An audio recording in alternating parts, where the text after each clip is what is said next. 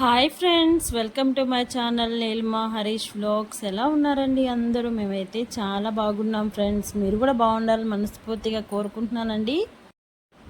ముందుగా channel support చేస్తున్న ప్రతి ఒక్కరికి చాలా థ్యాంక్స్ అండి. మీరు చూస్తున్నారు కానీ ఒక చిన్న లైక్ అనేది ఇవ్వడం మర్చిపోతున్నారు. చూసినంత మందిలో సగం మంది మన వీడియోకి లైక్ చేసిన నా వీడియో అనేది రికమెండేషన్లోకి వెళ్తుంది. ప్లీజ్ లైక్ చేసి సపోర్ట్ చేయండి. ఇది మొన్న మేము షాప్కి సామాన్ తేయడానికి వెళ్తే ఇంకా అక్కడ తీసిన చిన్న క్లిప్ అనమాట. సరేలే ఎందుకు డిలీట్ చేయడం, గుర్తుగా ఉంటుంది అని చెప్పి యాడ్ చేశాను. ఇంకా మా వారు తిరుపతికి వెళ్ళి వచ్చిన తర్వాత ఇంక ప్రసాదం తీసుకొని మా అత్తమ్మ వాళ్ళ ఇంటికి అయితే వెళ్ళామండి. మొన్న సండే ఇంకా మా ఆడపడుచు వాళ్ళు కూడా ఉన్నారు అని చెప్పి ఇంకా పిలిస్తే వెళ్ళాము సండే రోజు. ఇంకా అందుకని అటు ఇటు తిరుగుతా ఈ మధ్య వీడియోస్ అనేది కొంచెం లేట్ అయిపోయినాయి అనమాట. ఇంకా మాలోకి చూశారు కదా, ఏడుస్తూ ఉన్నాడు. ఎందుకు ఏడుస్తున్నాడంటే దీనికోసమేనండి. పిల్లలు ఏదో తెచ్చుకున్నారని చెప్పి ఇంకా నాకు తీసేయలేదని చెప్పి ఇంకా గోల గోల చేస్తుంటే మళ్ళీ వాళ్ళ డాడీ అయితే తీసిచ్చాడు. ఏమీ ఉండవండి ఇవి, జస్ట్ ఒక 1 అవర్ అలా ఆడుతారు, మళ్ళీ అన్నీ పడేస్తారు. దానికోసం మాలోకి అయితే ఏం రాద్ధాంతం చేస్తాడో, బాగా అల్లరి చేస్తున్నాడు ఈ మధ్య. చీటికి మాటికి బాగా ఏడుస్తున్నాడు.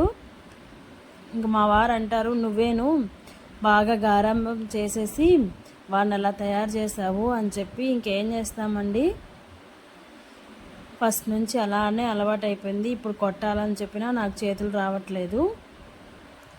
ఇంకందరం అలా అన్నం తినేసిన తర్వాత కూర్చొని పిల్లలతో అయితే కాలక్షేపం చేస్తున్నారు. ఇంకా అన్నం తినేసిన తర్వాత బీచ్కి వెళ్దామని చెప్పి ఇంకా బయలుదేరామండి అందరం కారులో. అయితే కావలికి దగ్గరలో ఉన్న తుమ్మలపెంటకి అయితే వెళ్దాము అని చెప్పేసి, ఆ ఊరు పేరే అంతేనండి. ఇంకా పోయినంత వరకు మా వాళ్ళైతే ఆ ఊరు పేరు చెప్పుకుంటూ నవ్వుకుంటూ వెళ్ళారు. ఇంక బీచ్కి అయితే వచ్చేసాము. ఇంకా పిల్లలైతే చాలా హ్యాపీగా ఉన్నారు.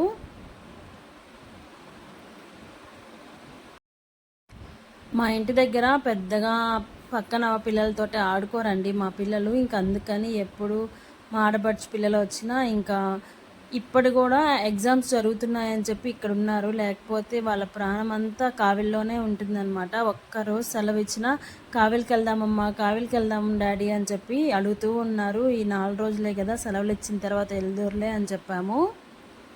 ఎందుకంటే ఇప్పుడు వాళ్ళిద్దరు వీళ్ళిద్దరు కదా, ఇంక నలుగురు బాగా ఆడుకుంటారనమాట. ఎప్పుడు ఇంటి పని, వంట పని, మన బట్టలు, గిన్నెలు, స్టిచ్చింగు, షాపు ఇవన్నీ ఉండేవేనండి. అలా అని ఇవి పక్కన పెట్టడానికి కూడా ఉండదు. ఎందుకంటే మనం బతకాలి కదా, బతకడానికి చేసుకోవాల్సిన పనులు అన్నమాట. అలా అని ఆ పనులే చేసుకుంటూ పోతుంటే మనం రేపు కొంత వయసు వచ్చాక వెనక్కి తిరిగి చూసుకుంటే ఏమీ ఉండదు. ఇంట్లో వంట చేయాలని చెప్పి పూజ పక్కన పెట్టేదానికి ఉండదు, పూజ చేయాలని చెప్పి బట్టలు పక్కన పెట్టేయడానికి ఉండదు. ఏ పని అయినా మనం భారం అనుకుని చేస్తే ఒక్క అడుగు కూడా మనకి ముందుకు వేయలేమండి. నన్ను ఇంటికి ఎవరు వచ్చినా ఇన్ని పనులు నువ్వు ఎప్పుడు చేస్తావు, ఒక పక్క స్టిచ్చింగ్ చేస్తావు, ఒక పక్క షాప్ చూసుకుంటావు, మళ్ళీ ఇంట్లో పనులు అంటూ మనకు తప్పవు కదండి. ఇంట్లో పనులు చేసుకుంటావు, మళ్ళీ ఎక్కడికన్నా బయటికి వెళ్ళి తిరుగుతూ ఉంటారు. ఎప్పుడు వెళ్తూ ఉంటామండి. ఎప్పుడు నేను ఇంట్లో మ్యాక్సిమం వారానికి ఒక్కరోజైనా బయటికి వెళ్తామన్నమాట. ఇక మేమైతే బీచ్లో ఒక 1 అవర్ బాగా ఎంజాయ్ చేసేసి ఇంకా దారిలో గుడి అయితే ఉండిందండి. ఇది ముందర పొట్టమ్మ గుడి అనమాట. ఈరోజు సండే కదా, ఇంకా మధ్యాహ్నం అయితే బాగా రష్గా ఉండేవి. ఇక్కడైతే పొట్టేళ్ళు, కోళ్ళు అవన్నీ అమ్మవారికి నైవేద్యంగా పెట్టుకుంటారు. ఇంక మేమైతే 5:30 అలా అయింది గుడికి వచ్చేతలకి. ఇంక సరే ఇక్కడ దాకా వచ్చాము కదా, చూసి వెళ్దామని చెప్పి గుడికి అయితే వచ్చాము. ఇంకా టాపిక్లోకి వచ్చేస్తే, ఇన్ని పనులు నేను అన్నీ ఒక్కోటిగానే చేస్తానండి. ఒకరోజు స్టిచ్చింగ్ చేశానంటే ఇంకో రోజు బయటికి వెళ్తాను. బయటికి వెళ్ళినప్పుడు స్టిచ్చింగ్ చేయను అనమాట, ఖాళీగా ఉన్నప్పుడు చేస్తాను. ఈరోజు వెళ్ళాలి తప్పదు అనుకుంటే ఖచ్చితంగా వెళ్ళిపోతాను. నైట్ వచ్చే కుడతాను. అలా మన ఫ్యామిలీని మనం ఎప్పుడూ నెగ్లెక్ట్ చేయకూడదు. ఏదోలాగా బతకకుండా నచ్చినట్టు మనకు జీవించడం కొద్దిగా కష్టమే, కానీ అసాధ్యం మాత్రం కాదు కదా. ప్రతి చిన్న విషయంలో మనం సంతోషం వెతుక్కుంటూ పోతూ ఉంటే మన జీవితం కూడా ప్రశాంతంగా హాయిగా ఉంటుంది. అన్ని పనులు చేస్తున్నాము, ఇన్ని పనులు చేస్తున్నాము, నేనే ఎందుకు ఇన్ని చేయాలి అని చెప్పి మనం చిరాగ్గా ఉంటే ప్రతి చిన్న విషయానికి గొడవ పడుతూ ఇంట్లో తగువలు తప్ప ఏమీ ఉండవు. రీసెంట్గా శ్రీరామనవమి వచ్చింది కదండి. ఎంతమంది శ్రీరాముడి జీవిత చరిత్ర చూసి ఏడ్చిన వాళ్ళు చాలామంది ఉంటారు. ఎందుకంటే శ్రీరాముడు అంతటి వారికే కష్టాలు తప్పలేదన్నమాట. వాళ్ళు ఏ తప్పు చేయకుండానే అరణ్యవాసం ఉన్నారు.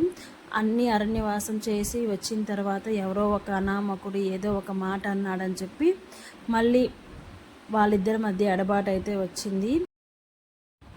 దేవుడంటి వాడికే కష్టాలు తప్పలేదు, మనం ఎంత అండి మానవ మాత్రులం. అలా అనుకొని ప్రతి చిన్న విషయాన్ని సంతోషంగా చూసుకోవాలి, సంతోషపడేలా చేసుకోవాలి.